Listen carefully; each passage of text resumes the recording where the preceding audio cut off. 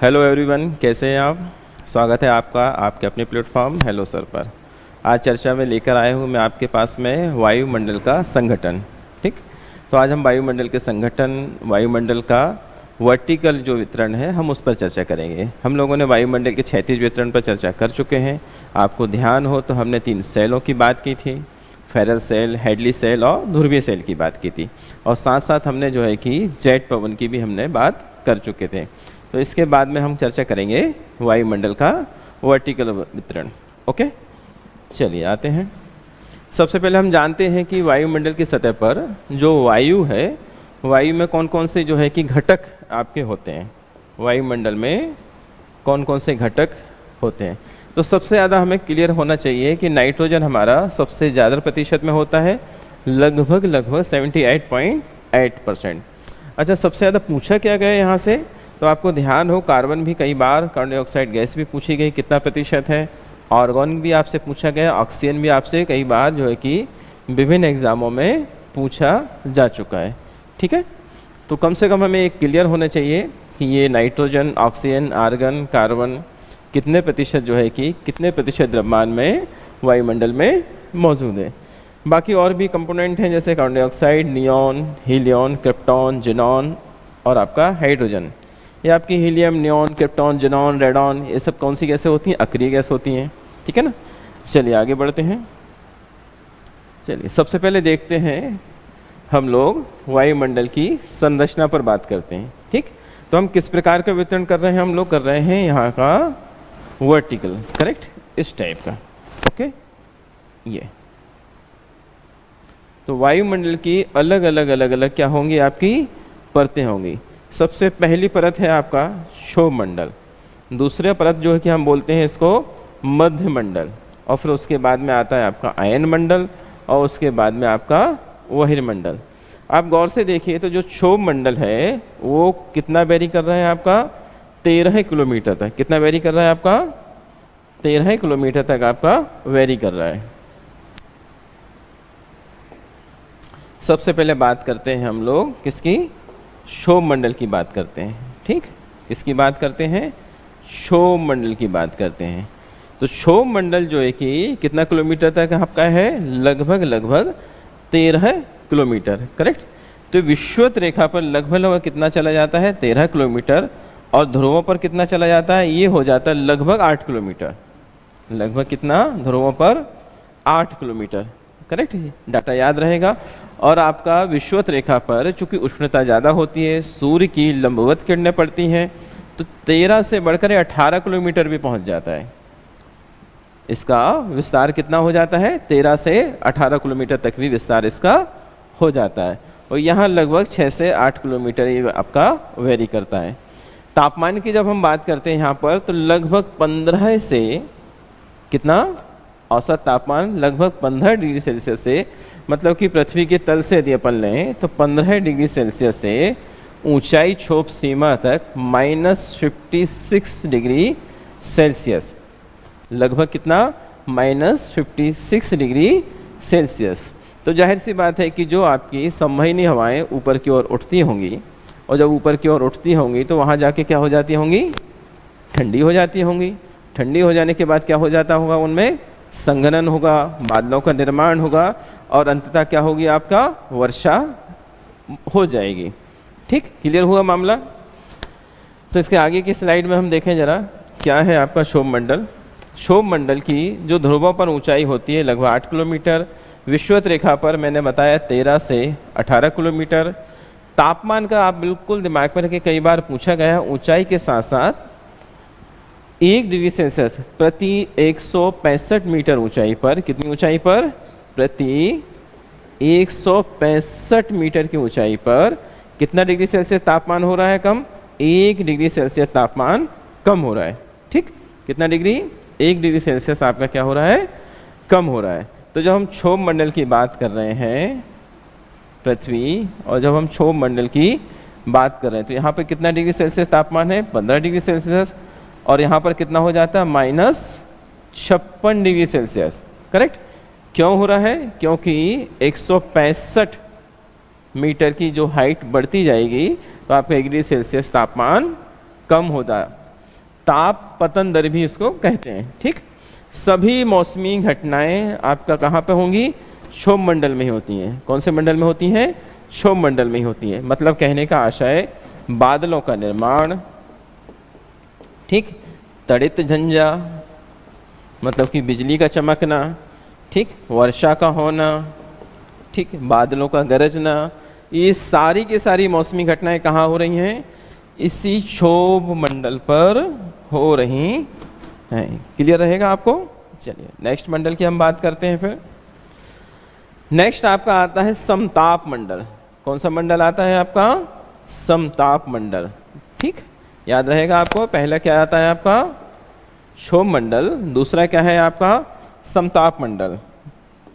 समताप मंडल में ही आपका क्या मिलेगा आपको? ओजोन मिल जाएगा। समताप मंडल में ही क्या मिलेगा अपने को? ओजोन मिल जाएगा। इसका तापमान जब हम देखते हैं तो -56 तो पहुंच ही गए थे अपन। -56 से माइनस का 2.5 डिग्री सेल्सियस, कितना? 2.5 डिग्री, 2.5 डिग्री।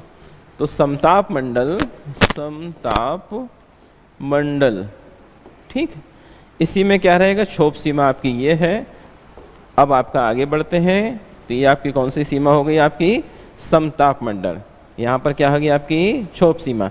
आपको पिछली क्लास में क्लियर होगा कि जो आपकी जेट पवन है वो कहाँ पर चलती हैं? क्षोभ मंडल में ही। ठीक, लगभग 480 किलोमीटर की रफ्तार से विसर्पी क्षोभ मंडल की सीमा के जस्ट नीचे चलने वाली पवनें कौन सी हैं? आपकी जेट पवन। क्लियर? अच्छा, फिर हम यहाँ से जा रहे हैं। यहाँ पे टेम्परेचर कितना था? -56, और यहाँ लगभग कितना हो रहा है? 2.5 डिग्री सेल्सियस। ओके, इसके बीच में एक परत है, वो उसका नाम क्या है आपका? ओजोन की परत। ठीक, और ये यहाँ से कितना किलोमीटर ऊपर जाती है? लगभग 50 किलोमीटर तक। हम कहाँ से कहाँ तक आ गए? अभी कहाँ से कहाँ तक थे? 13 से 18 किलोमीटर। ओके, यहाँ पर कहाँ पे थे? 13 से 18 किलोमीटर, और यहाँ से हम बढ़कर कितना आ गए? लगभग 50 किलोमीटर पर। ओके, देखिए समताप मंडल जिसकी ऊंचाई लगभग 18 से 50 किलोमीटर, प्रारंभ में ये जो रहता है स्थिर रहता है, मतलब कि तापमान स्थिर रहता है लगभग, ठीक है ना। इसलिए उसको कहते भी क्या है? समताप, स्ट्रेटोस्फेयर भी कहा जाता है। लगभग 20 किलोमीटर की ऊंचाई के बाद इसके तापमान में क्या होती है? अचानक वृद्धि। देखो माइनस से कहाँ पहुँच रहा है वो? -56 से -2.5 पर पहुँच रहा है, मतलब तापमान क्या है? बढ़ रहा है। ओके, इसका कारण क्या है? ओजोन परत की उपस्थिति। इसका कारण क्या है माय डियर? ओजोन परत की उपस्थिति। ओजोन के बारे में यदि हम चर्चा करें तो ओजोन जो गैस है उसका फॉर्मूला क्या होता है? O3। सबको क्लियर होना चाहिए। ऑक्सीजन का 2 और 1 अणु मिलकर क्या बनाता है? आपका ओजोन का निर्माण करता है। ठीक, ओजोन लगभग कितना किलोमीटर में पाई जाती है? लगभग 10 से 50 किलोमीटर। लगभग 10 से 50 किलोमीटर। क्या करती है ओजोन? ये आपकी जो अल्ट्रा वायलेट रेस होती है, जो कि हमारे लिए हानिकारक है, बहुत हार्मफुल में, इससे कैंसर, चर्म के रोग, कई सारे रोगों को जन्म देती है। इनको वो क्या करती है? अवशोषित कर लेती है। हालांकि पूरा अवशोषित नहीं कर पाती, ठीक है ना, लेकिन फिर भी काफ़ी हद तक जो है कि पृथ्वी पर जाने से क्या करती है? वह रोक देती है। करेक्ट। तो हमारे मानवीय जीवन को सुलभ बनाने में जो ओजोन परत है इसका एक महत्वपूर्ण भूमिका है। ओके, तो ओजोन परत हमको क्या करती है? कई सारे रोगों से आपकी बचाती है, चर्म रोगों से बचाती है, चूँकि पूरा ही अल्ट्रावायलेट रेड्स काफ़ी हद तक उसको अवशोषित कर लेती है या उसको वापस कर देती है। ठीक, वापस परावर्तित कर देती है। ओजोन कहाँ कहाँ से उत्पन्न होती है? तो आप गौर से देखेंगे तो AC, जो आपके रेफ्रिजरेटर, इसमें CFC, क्लोरोफ्लोरो कार्बन, ये जो है कि घातक होती हैं, सॉरी उत्सर्जित नहीं, घातक होती हैं। ओजोन परत के क्षरण के लिए ये सारी चीज़ें क्या हैं? जिम्मेवार हैं, ये हार्मफुल हैं। इससे ओजोन की परत का क्या होता है? क्षरण होता है। ठीक, चलिए अब हम बात कर रहे हैं थोड़ा सा ओजोन के बारे में भी बात कर लें। ओजोन जो छिद्र जो है कि आर्कटिक में पाया गया था, लगभग 1984 में खोजा गया, और इसके संरक्षण के लिए हमने काफ़ी सारे उपाय किए। सबसे पहला उपाय जो हमें समय के साथ निकल आता है ये है आपका वियना कन्वेंशन। कौन सा कन्वेंशन? Vienna convention. इस पर जो है कि सभी लोगों ने हस्ताक्षर किए। ये पहला ऐसा कन्वेंशन था, लगभग सभी देशों 197 देशों, कितना 197 सभी लोगों ने हस्ताक्षर किए थे। तारीख क्या है? 22 मार्च 1985 और लागू हुआ था 22 सितंबर 1988। आपको ध्यान हो 22 सितंबर को हम लोग 22 सितंबर 1988 को लागू हुआ था। ओजोन परत के संरक्षण के लिए बहुपक्षीय पर्यावरण समझौता था। करेक्ट, याद रहेगा। इसका क्या प्रावधान थे? तो ओजोन का हमें क्या करना है? संरक्षण करना है। उससे हमें संबंधित अनुसंधान शोध को बढ़ावा देना है, उसका सुव्यवस्थित निरीक्षण भी करना है, और जो क्लोरोफ्लोरोकार्बन CFC जो गैसें हैं उसकी निगरानी प्लस सूचना का आदान प्रदान भी करना है। कहीं ऐसा तो नहीं, कई देश जो है कि काफ़ी सारा जो है कि CFC का उत्सर्जन कर रहे हैं, तो जाहिर सी बात है कि ओजोन परत में क्या होगा? हार्मफुल रहेगा। चलिए आगे बढ़ें। इसके लिए दूसरा जो वियना कन्वेंशन से निकल के आया था वो आया था आपका मॉन्ट्रियल प्रोटोकॉल। कौन सा प्रोटोकॉल? प्रोटोकॉल एक बाध्यकारी था। कैसा समझौता था? एक बाध्यकारी, ध्यान रखिएगा। मतलब सभी देशों को मानना ही मानना था और लगभग सभी देशों ने इसको माना भी था। ओजोन के जो 6 कार्य पदार्थ हैं, जैसे अभी चर्चा की अपन लोगों ने CFC की चर्चा की, ठीक, क्लोरोफ्लोरोकार्बन की चर्चा की, तो उनके उत्सर्जन को हमें क्या करना था? कम करना। इस समझौते का मूल उद्देश्य क्या था? ओजोन परत का हमें क्या करना है? संरक्षण करना है, और ओजोन परत को जो हार्मफुल पदार्थ जो उत्सर्जित हो रहे हैं उनका हमें उत्सर्जन को कम करना, मतलब उनका प्रोडक्शन को भी हमें कम करना है, ठीक। और उनके स्थान पर यदि कोई दूसरी चीज़ को रिप्लेस किया जा सके तो हमें उसे रिप्लेस भी करना। तो हमने रिप्लेस भी किया था। हाइड्रोफ्लोरोकार्बन हम लेके आए थे, आगे चलकर चर्चा करेंगे उसको। 16 सितंबर 1987 को हमने क्या किया? उस मॉन्ट्रियल प्रोटोकॉल को हस्ताक्षर किए। भारत कब जुड़ा? तो भारत जुड़ा था 1992 में, ठीक। लगभग 197 जो मैंने अभी चर्चा की, एकमात्र संयुक्त राष्ट्र ऐसी संधि थी जिसमें लगभग सभी देशों ने क्या किए थे? हस्ताक्षर किए थे। और आपको याद हो 16 सितंबर को हम मनाते हैं विश्व ओजोन दिवस, ठीक। कौन सा दिवस मनाते हैं माय डियर फ्रेंड? विश्व ओजोन दिवस। चलिए आगे बढ़ते हैं। इसी के साथ साथ और भी कुछ समझौते हम चर्चा कर ले रहे हैं यहाँ पर। आप ध्यान हो, किगाली समझौता जो कि मॉन्ट्रियल जो प्रोटोकॉल है उसी में थोड़ा बहुत संशोधन करता है, ठीक। कब हमने उसको, तारीख याद रखें आप, कई बार तारीख भी पूछ ली जाती है, हस्ताक्षर कब किए, ठीक है। ऐसा भी हमारे क्वेश्चंस बने हैं हमारी पिछली परीक्षाओं में। 15 अक्टूबर 2016, ठीक। इसका उद्देश्य क्या है? Hydrofluorocarbon HFC। पहले हमने किसकी बात की? CFC की बात की, और उसके बाद हम अब बात क्या कर रहे हैं? CFC के स्थान पर ही हम हाइड्रोफ्लोरोकार्बन लेके आए थे, ओके। अब हमने क्या किया? CFC को तो हमने रिमूव किया, पहले ही मॉन्ट्रियल प्रोटोकॉल में हमने उसको रिमूव करने का कोशिश किया। देन उसके बाद में हमने हाइड्रोफ्लोरोकार्बन के उत्पादन और खपत में कमी करने की भी कोशिश की, क्योंकि अल्टीमेटली हो क्या रहा था, इससे भी जो है कि आपका ओजोन परत का क्या हो रहा था? हार्म हो रहा था, करेक्ट। चलिए 2047 तक हमने एक लक्ष्य रखा है कि हम हाइड्रोफ्लोरोकार्बन की खपत को 80% तक क्या कर देंगे? कम कर देंगे। लगभग 80% तक तो हमें कम करना होगा। चलिए आगे बढ़ते हैं। तो आपको क्लियर हुआ ओजोन के लिए सबसे पहले क्या लेकर आए हम लोग? वियना कन्वेंशन में हमने बात की, ठीक। उसके बाद 87 में हमने क्या किया? मॉन्ट्रियल प्रोटोकॉल में हमने एक बाध्यकारी समझौता। उसके बाद हम किगाली समझौते में बात कर रहे हैं, और किगाली समझौते में हम क्या कर रहे हैं? इसको 3 हिस्सों में हम लोग बांट भी देते हैं, और हम लोग हाइड्रोफ्लोरो जो कार्बन है जो हमने CFC के स्थान पर लेके आए थे हाइड्रोफ्लोरोकार्बन, उसमें भी हम क्या करने वाले हैं? कमी। तो कब तक करने वाले हैं? 2047 तक लगभग 80% हम कमी करेंगे। हम पूरे विश्व को 3 समूह में हम लोग बांट देते हैं, जिसमें हमने USA, ब्रिटेन, यूरोपीय संघ, जो विकसित देश हैं हमारे। कौन से देश हैं हमारे? विकसित देश हैं। इनका टास्क है कि 2036 तक जो है कि HFC हाइड्रोफ्लोरोकार्बन के 2012 के स्तर तक हम 15% तक क्या कर देंगे? जो कहने का आशय है कि जो 2012 तक का स्तर था, ओके, जो भी स्तर था उससे 15% की हम कमी करेंगे, ओके।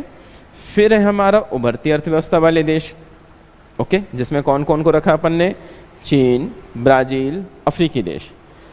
तो यहाँ हमने क्या रखा है कि 2045 तक हम 20% तक कम करेंगे, लेकिन किस स्तर पर, 2021 के स्तर पर। फिर रखा हमने विकासशील, जिसमें आपका भारत, पाकिस्तान, सऊदी अरब जैसे देश हैं। इनको टास्क रखा कि 2047 तक 2026 का जो स्तर रहेगा आपका, उससे आप 15% क्या कर दें, कम कर दें। क्लियर हुआ? 2000, तो हमें अपने को ये क्लियर रखने का है कि 2047 तक 2026 का जो स्तर रहेगा हमारा HFC का, जो भी स्तर होगा उससे हमें क्या करना है, 15% तक क्या करना है, हमें उस सीमा तक कम करना है, ओके।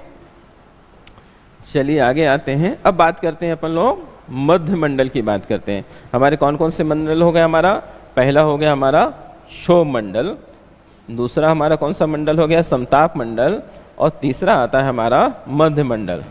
ये हमारा कौन सा हो गया, क्षोभ मंडल, ओके। कहाँ तक था, 13 से 18 किलोमीटर तक, ठीक। दूसरा हमारा क्या है, हमारा समताप मंडल। कौन सा मंडल, समताप मंडल। और अब हमारा है मध्य मंडल, ओके। मध्य मंडल कहाँ से कहाँ तक है आपका, 50 से 80 तक, ओके। इस मध्य मंडल में जो काम होता है वो क्या होता है, वायुमंडल का न्यूनतम तापमान है, सबसे कम तापमान, लगभग मध्य मंडल की सीमा पर -100 डिग्री सेल्सियस, ओके। कितना, -100 डिग्री सेल्सियस। देन उसके बाद आता है आपका कौन सा मंडल, आयन मंडल। इसको बोलते हैं आयनोस्फीयर, इसको मेसोस्फीयर बोलते हैं, ठीक है ना। इसको बोलते हैं हम लोग आयन मंडल। तो आयन मंडल जो हमारा चलता है 80 से, इसके ऊपर हमारा रहेगा 80 तक, तो यही आ गया अपन लोग। 80 से जाएगा आपका 640 किलोमीटर तक, कितना। और इस आयन मंडल के बाद में आपका क्या हो जाएगा, बहिर्मंडल। और बहिर्मंडल से हम कहाँ पे, अंतरिक्ष का एक हिस्सा हो जाएंगे, करेक्ट। चलिए आगे बढ़ते हैं आयन मंडल पर।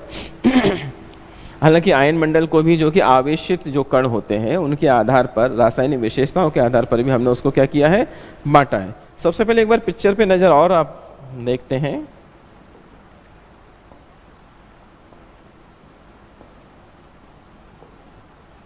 देखिए कहाँ पहुंचे हम लोग, मध्य मंडल, ठीक है कि नहीं। इसको ये देखिए सबसे पहले हमने चर्चा की थी क्षोभ मंडल की, जो कि 13 से कितना रहा आपका, 13 से 18 किलोमीटर, 13 से 18 किलोमीटर। क्लियर हुआ? इसके बाद हम बात कर रहे हैं समताप मंडल की, जो कि लगभग कितना रहा, 50 किलोमीटर तक। इसके बाद हम बात कर रहे हैं मध्य मंडल की, जो कि कितना रहा आपका, 80 किलोमीटर। उसके बाद हम बात कर रहे हैं आयन मंडल की। आयन मंडल में आणविक कणों की क्या है, परत है। तो पहली परत को हम डी, दूसरी को ई, तीसरे को एफ और चौथे को क्या बोलते हैं, जी परत, ठीक। और 640 किलोमीटर के ऊपर लग जाता है हमारा बहिर्मंडल। कौन सा मंडल, बहिर्मंडल। सबसे आदर्श दिशाएं जो रहती हैं रॉकेट के लिए, वो कौन सी रहती हैं आपकी, आयन मंडल वाली, ठीक है ना। और आपकी वायुयान के लिए कौन सी रहती हैं, आपकी समताप मंडल वाली दशाएं रहती हैं। तापमान को एक बार देखते हैं।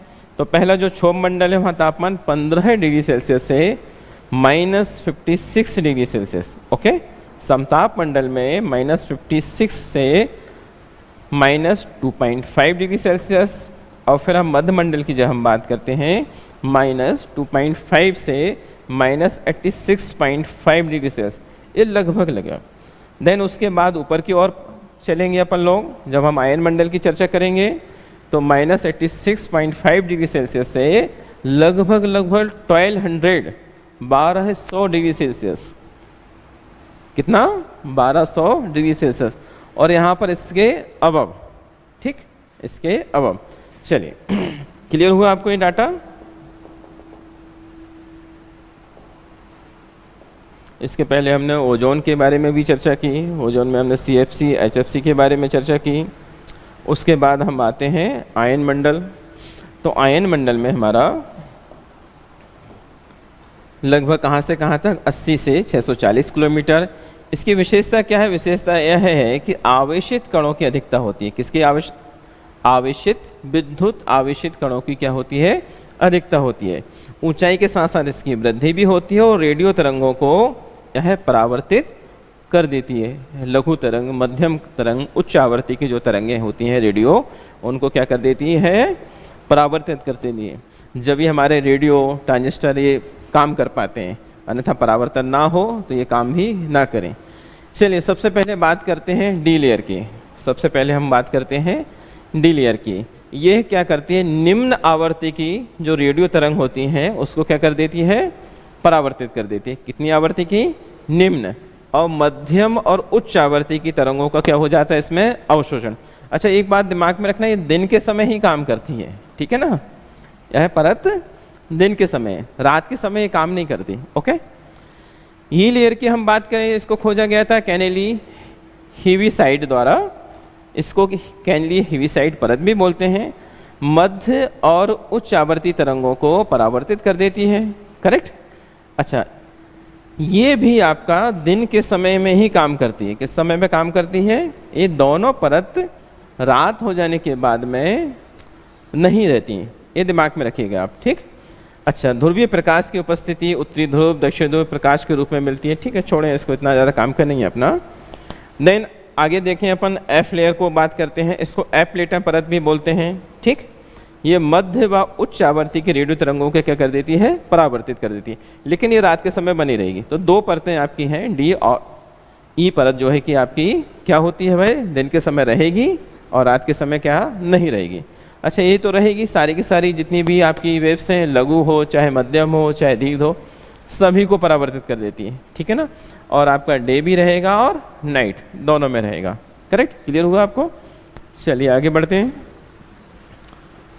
फिर बात करते हैं हम लोग बहिर्मंडल या बाह्यमंडल, एक्सोस्फीयर की बात करते हैं। एक्सोस्फीयर लगभग 640 से 1000 किलोमीटर, 1000 किलोमीटर। विद्युत कणों की क्या होती है? यहाँ पर प्रधानता होती है। सबसे ज़्यादा विद्युत कण पाए जाते हैं। इसमें अलग अलग नाइट्रोजन, ऑक्सीजन, हीलियम, हाइड्रोजन, अलग अलग परतें पाई जाती हैं, ठीक है ना। 1000 किलोमीटर के बाद वायुमंडल बहुत ही विरल हो जाता है और इसकी ऊंचाई किस में मिल जाती है? अंतरिक्ष में मिल जाती है, ठीक। तो बहिर्मंडल के बाद जाहिर सी बात है कि हमें कहाँ मिलना है? अंतरिक्ष में ही मिलना है। अब हम बात करेंगे सॉरी रासायनिक संगठन के आधार पर। किस संगठन के आधार पर हम बात करते हैं? अब इसको रासायनिक संगठन के आधार पर। तो इसको दो भागों में बांटा गया। हम पूरे की बात कर रहे हैं। अभी हमने जो बात की, क्षोभ मंडल की बात की, समताप मंडल की बात की, मध्य मंडल की बात की, उसी के बीच में आपने ओजोन की भी बात कर ली, बहिर्मंडल की बात की। तो सारी चीज़ों को यदि हम लोग की कैलकुलेट करके हम इसके दो टुकड़े और कर सकते हैं। किस आधार पर कर सकते हैं हम लोग? रासायनिक संगठन के आधार पर। तो पहला जो रहेगा वो रहेगा होमोस्फेयर, सममंडल, ठीक। दूसरा हेट्रोस्फेयर, मतलब कि विषम मंडल। करेक्ट। तो सबसे पहले यदि हम बात करें सममंडल कहाँ से कहाँ तक रहेगा, तो ये रहेगा सागर तल से 90 किलोमीटर की ऊंचाई। हम बात ऊंचाई की कर रहे हैं, ठीक है ना, अलग से आप ना रखें। यहाँ क्या रहेगा आपका? Nitrogen, oxygen, carbon dioxide, neon, helium, krypton, xenon व हाइड्रोजन। ये सारी गैसें अभी हमने देखी भी थी, सबसे पहला चार्ट उसी का था आपका। तो ये 90 किलोमीटर की ऊंचाई तक ये सारी चीज़ें आपकी रहेंगी। अच्छा, तापक्रम के आधार पर यदि हम बात करें तो इसको 3 उपखंड में अपन बांट सकते हैं। क्षोभ मंडल, समताप मंडल, ट्रोपोस्फेयर, स्ट्रोफोस्फेयर, मध्य मंडल, मेसोस्फेयर, ठीक है। और सममंडल में लगभग गैसों का अनुपात स्थिर बना रहता है। ये आपको क्लियर है अपने को। नेक्स्ट हम बात करते हैं, यहाँ पे आते हैं हम लोग 90 किलोमीटर से। ये आप चार्ट को देखें ज़रा, ठीक। ये हम 90 किलोमीटर से फिर 200 किलोमीटर, 1100, 3500, 10,000। ओके। सबसे पहले को हमने क्या बोला? सममंडल, और फिर उसको बाद बांटा हमने विषम मंडल। करेक्ट। तो सममंडल कौन सा क्षेत्र है आपका? ये है, देखो अभी अब क्लियर हुआ आपको। ये पृथ्वी है आपकी, पृथ्वी के ऊपर पहला जो लेयर है उसको क्या बोला हमने? सममंडल। यहाँ पे सारी गैसें आपको मिल रही हैं। अच्छा, इसके बाद है आपका क्या कौन सा मंडल? विषम मंडल। तो विषम मंडल पे आपको 1, 2, 3 और 4 क्या पाई जा रही हैं? परतें पाई जा रही हैं। करेक्ट। सबसे पहली परत कौन सी है आपकी? नाइट्रोजन की परत। 90 से कितना है आपका? 200। तो यहाँ पे क्या मिलता है? आणविक नाइट्रोजन, अणु के रूप में नाइट्रोजन की एक परत मिलती है। दूसरी परत हमारी है आपकी ऑक्सीजन की परत। पहली नाइट्रोजन की है, दूसरा किसकी है? ऑक्सीजन की। कहाँ से कहाँ तक है भाई? देखिए आप, नाइट्रोजन की परत 200 तक है, ये कहाँ से तक है आपका? 1100 तक है आपका। देन उसके बाद आप देखिए एक हीलियम की परत मिलेगी अपने को 1100 से 3500 तक, यहाँ से लेकर यहाँ तक आपकी क्या मिल रही है? हीलियम 3500 तक। ओके, और देन 10,000 तक आप आगे बढ़ेंगे तो क्या मिलेगी आपको? हाइड्रोजन की परत मिलेगी। लास्टली अपने को क्या मिलेगी? हाइड्रोजन की परत मिलेगी। तो ये सममंडल विषममंडल क्लियर हुआ। ठीक, अब हम आगे बढ़ते हैं।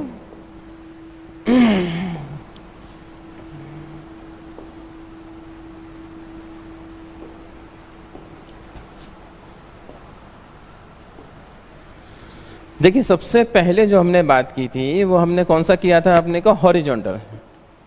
ठीक, हॉरिजॉन्टल। और ये हमारा कैसे हमने वर्गीकृत किया उसको? वर्टिकल। ठीक है, वर्टिकल में हमने कैसा देखा हमने इसको? हॉरिजॉन्टल में हमने गौर से देखिए आप लोग, हमने 3 सेलों का निर्माण किया था और 3 उसमें जो आपकी सनातनी पवनें थी हमने उसकी चर्चा की थी, हाँ या ना? 30 तक हमने क्या लिया था? हमने व्यापारिक पवनों की बात की थी, हाँ या ना? फिर हमने 45 तक पछुआ पवनों की बात की थी हमने, 45 से 66.5 तक। और लास्टली हमने किसकी बात की थी? ध्रुवीय पवनों की बात की थी। ठीक, और यहाँ पर हमने 3 सेलों की बात की थी। पहला सेल हमारा जो था वो कौन सा था आपका? बताएं आप लोग। हेडली सेल। कौन सा सेल? हेडली। दूसरा था हमारा फेरल। ओके, और तीसरा हमारा क्या था? ध्रुवीय। करेक्ट। और यहाँ पर चल रही थी आपकी कौन सी हवाएं? जेट। क्लियर हुआ आपको? और ये हम बात कर रहे हैं वर्टिकुलर। ठीक है, पृथ्वी की कैसे? वर्टिकुलर। तो पहला हमारा क्षोभ मंडल, दूसरा हमारा समताप मंडल, तीसरा हमारा मध्य मंडल और चौथा हमारा कौन सा मंडल है आपका? आयन मंडल। क्लियर हो गया आपको? ठीक है कि नहीं?